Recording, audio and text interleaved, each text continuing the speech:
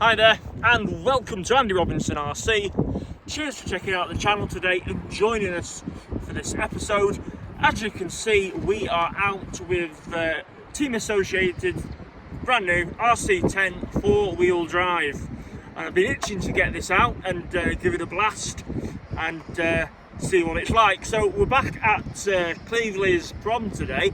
Now fortunately it is a bit windy, so I do apologise for any of the noise you encounter, but I thought this would be quite a nice spot to drive it on, as it's quite bumpy and it's not just flat grass. So yeah, RC10 four-wheel drive, all finished. I hope you like the look of it. Now that it's all done, let us know what you think in the comments. So I'd say this had quite a lot of debate around this vehicle. With people saying that there was problems with it when you were building it up, and there's ways around certain problems, certain solutions to try, and people were mentioning the quality and whatnot. From my point of view, I had no real issues building it at all, and that's saying something because usually it never goes to plan. So the only issue is, and it was quite a common one mentioned, is where you have the rear CVD drive shafts there.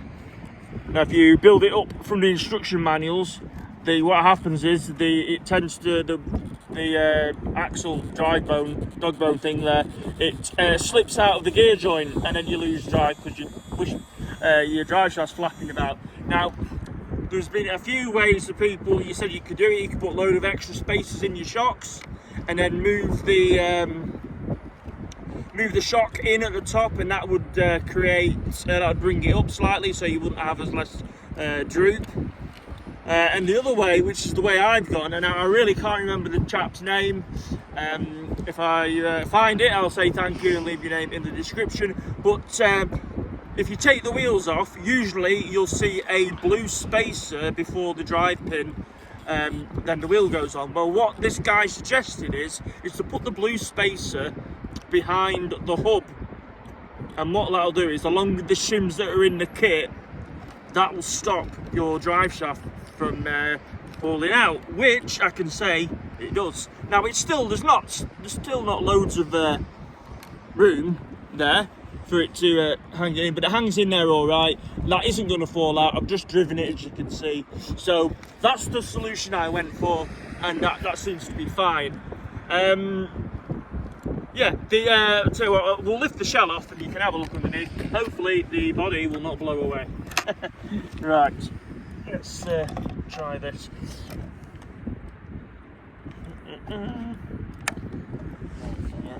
Oh, there we go. Yeah, so.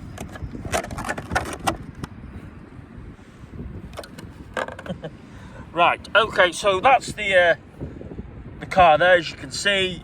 Now I'm running NIMS in mine. I haven't got the LiPo thing, the LiPo battery attachments in. You know me, I like my NIMS. Now, what I did notice is to fit these in, especially this way across the chassis, I had to take out the other battery tray, part of the battery tray, just to squeeze that in, as it was a bit tight. Now what I might be able to do is, I don't know, I might be able to have a play around and see if we can get the battery running down the middle like you usually do on the RC10s, but I'm not sure if that'll work. I haven't investigated that idea properly yet, because also the servo's the other way as well on this, rather than on its side.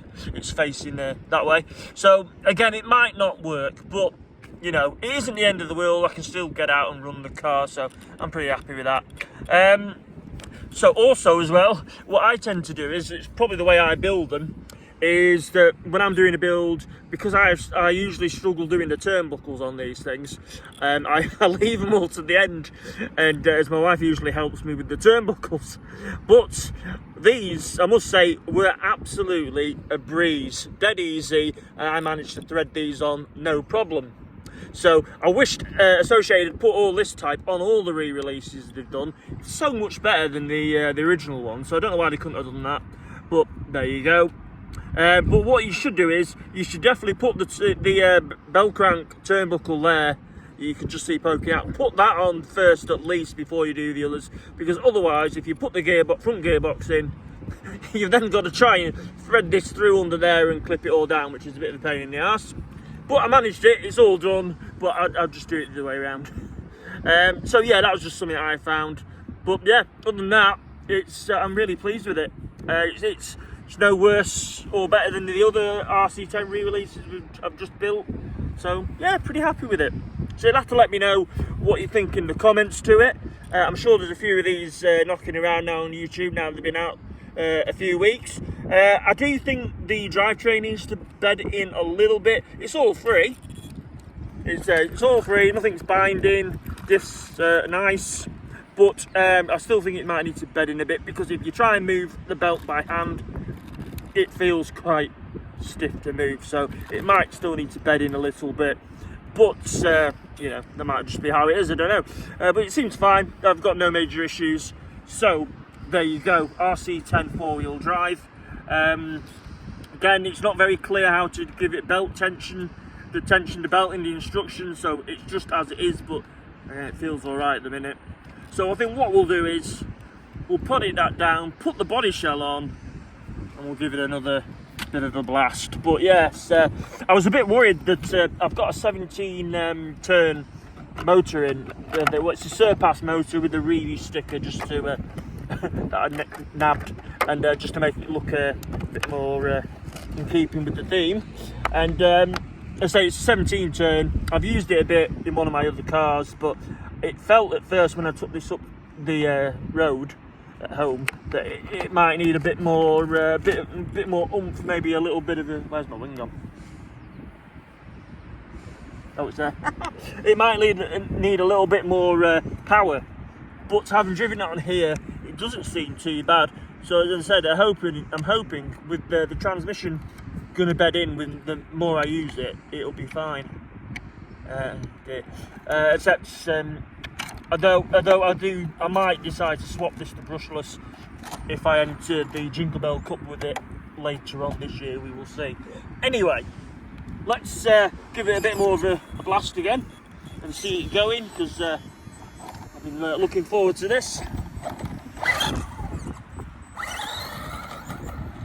Yeah, it doesn't seem too bad on here. I've got it. It's well, I say kits for the 25 turn thing that I had. So yeah, not bad. Not bad.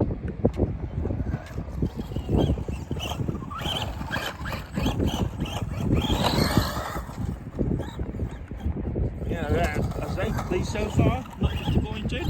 Goes well.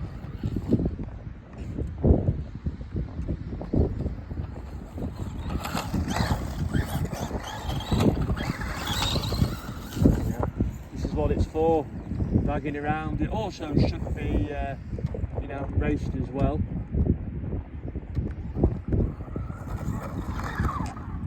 Cool, isn't it? I hope you like the body colour we went for. I didn't go for the RC10 livery as such. I've gone in what I use as my race colour, which is cobalt green.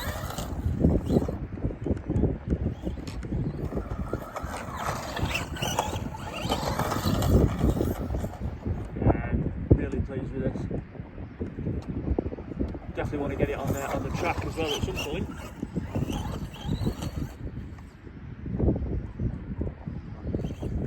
Going to long grass.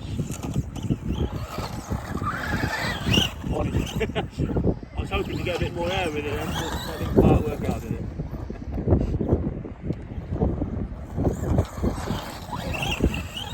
Try again.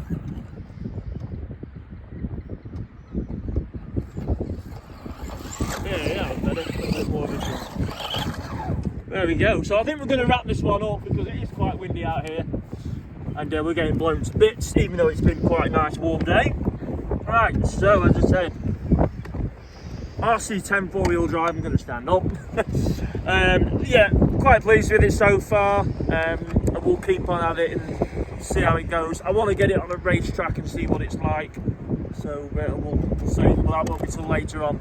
Anyway, before we go, massive thanks to Inside Line Models and everybody in Inside Line Models, all the team there, for sorting us out with this kit and all the extra help. They're much appreciated, and cheers for sponsoring the video.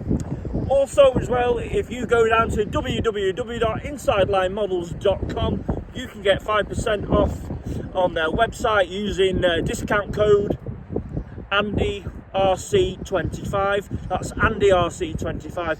You can get 5% discount off any of your orders. So yeah, as again, massive thanks to Inside Line Models. Cheers for all your support, and go check them out. Thanks for checking this video out, and we've got more to come. Look out for the yellow M chassis mini build that should be coming next. And yeah, right, cheers for checking this one out, much appreciated. Look after yourselves and take care, and we'll see you all soon on the next one. See you later.